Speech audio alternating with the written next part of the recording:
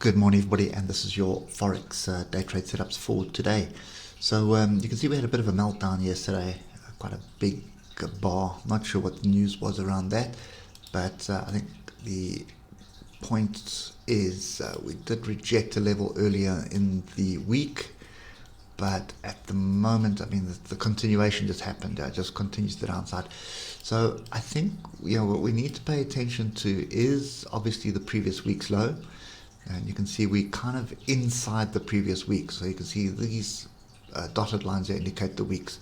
So that was the previous week, big down, big up. So in other words, a bit of a green pin bar. And now we've sort of accelerated the downside. So I'm still of the opinion that we're going to have a stronger dollar, and that's what we're flirting with at the moment. So I'm expecting a breakdown, 1600 area. Just sort of 1.1650, 1.1600. That's a kind of move that I'm expecting at the moment. If we come across to the 1 hour, you can see the massive sell-off that we had yesterday, which was replicated in the indexes as well, specifically on the US markets. So obviously something happened. I'm not sure what the noise was about, but I suspect we're probably going to be moving quite swiftly to the downside at the moment.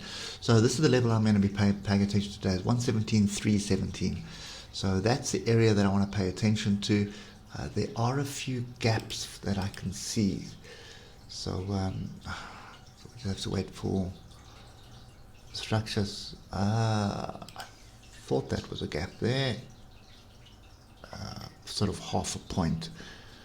I'll take that back. There are no gaps. Pretty well structured, so there are no gaps. So yeah, that's kind of the level I'm looking for. We get to 117.300, see if we can reject that level, and if we do start rejecting, then I would expect a continuation. Trend is down on the 15, trend is down on the hour, trend is down on the 4 hour, trend is down on the 8 hour. So you want to be going with the trend. The thing is to find the level that we need to sell off. So that's the only one, that's the closest that I can see right now, is this 117.300 area. So pay attention to that. Look at the hour, look at the oscillators that are sort of heading up into the zone, telling you that you need to start looking for a place to buy. You don't want, sell, not buy. You don't want to be selling down here. You want to be selling as close to moving averages as possible. So yeah, so let's wait and see until we get to the structure, 117.300, and then take it from there. US dollar, Japanese yen. I think it's safe to say that we are in a fairly strong range at the moment. So obviously strong dollars, so we're looking for a move back the upside. And look at my oscillators off the bottom of the range in the zone that we spoke about yesterday. So between 109.437 and 109.200. So we kind of bounced out of that. We are moving back the upside. So I would expect us to pretty much continue to the top of the range, to be honest. I think that's kind of what the framework that we've got. What I would be doing to get in on this trade is quite simple. So that is now our level that has been confirmed with the close above it. So I want to see a bit of an acceleration up to the 155 here at 109.80. Pull back onto structure. The structure is going to be 109.620, and then a continuation to the top. So that's the view I've got. So basically it's a range break. You can see the little range forming here. Range break and retest, that's going to get me moving to the upside. In fact, I don't think I'd be aiming for all the way to the top of the range. Probably aim for that. So you can see this swing low here. There's two swing lows here. So there's a lot of structure there and there, but I'll take profit early at 110.238. Okay, moving on to British pound, Japanese yen. You can see fairly strong downward move, and then look at my oscillators, all grouped to the downside at the moment. So that move's a little bit tired. I would expect a pullback. Now the trouble is, pullback is fairly close. I hope you can see what we're doing here. You can see that's probably the most likely level that we'll pull back to, 151.550. Alternatively, 151.179 is the area that we need to pay attention to. If we just switch to the 1 hour, you can see oscillators are really grouping to the upside. What does concern me on the hour is that trend line is broken. So the trend is down until the confirmation of this trend is being confirmed.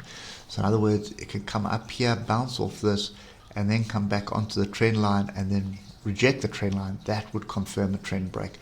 So for me at the moment, you're still trading with a trend, even though this has broken the trend line. You're looking for structure off levels. Those are your higher time frame levels, and then you have a 1 hour level right here.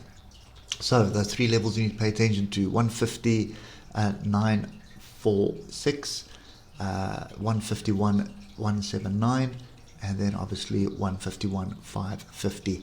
Those are three areas to pay attention to. If you start getting some price action on a 15, 20 or 30 minute charts around there, and the price action you'll be looking for are pin bars, engulfing bars, or inside bars. So as soon as you see that, you're looking to sell off that continuation to the downside. Euro British pound, a bit of a rejection for me here. Remember, this has been in a downward trend for quite some time. Okay, so is this a wedge? That's the way that I would play it. We're in the zone that I gave you yesterday. So that's 085372 and 085252.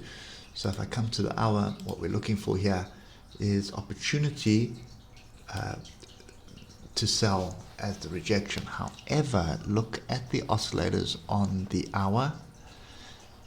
Look at the moving averages. They are sort of pointing to the upside. So the converse is true here. If we can hold the structure, so 085154, we could have a potential trend reversal on the cards. So you can see we did try once here on the 8 hour. Trend is down, oscillators indicating pullback, but we could just range while the oscillators roll down and then move to the upside. So mixed signals here. On the high time frames, it's looking like a opportunity that you should be looking to sell, and on the lower time frames, it looks like we have structure for a move to the upside. So London breakout strategy is the one to pay attention to here. Wait for the first 7 1 hour bars, draw in your range. If you get a break to the downside and a retest, it's probably worthwhile taking that, and keep the stop above the range.